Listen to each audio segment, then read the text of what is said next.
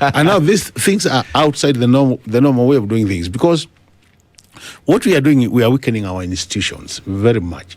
We are weakening the institutions, and at the end of the day, we'll have a very weak governance structure in this country. So we need to rethink about what do we do, because the government has very good systems in terms of operational. They are very good institutions if you give them time to work independently, but that is what we are lacking. And that's why you see these gaps of accountability, and all said and done.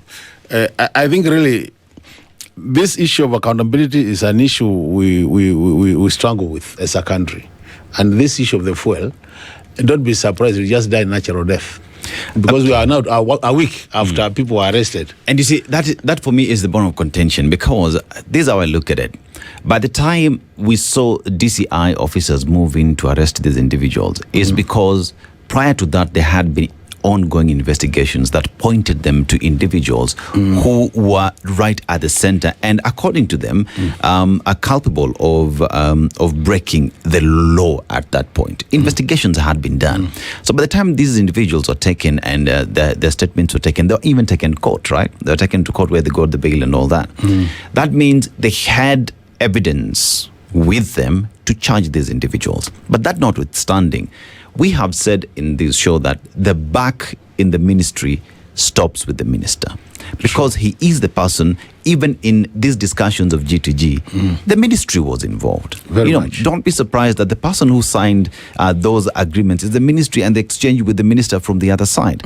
So the buck must stop with him. We've seen a drama, zhuzhed up, arrest and everything. Cameras are there, individuals have been taken to court. But when it comes even to prosecuting these individuals, because the security committee sat and said we need an alternative means of getting fuel. And an alternative way of getting that fuel was seen. It was seen through these individuals whose sole responsibility is to get fuel into the country.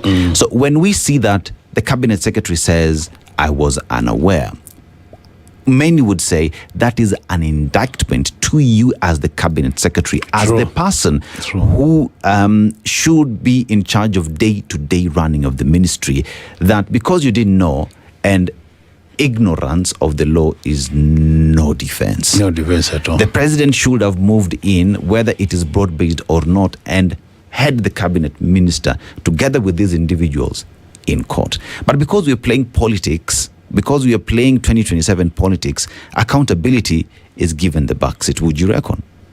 I totally agree. And don't be surprised. How many times have we seen the DCI with those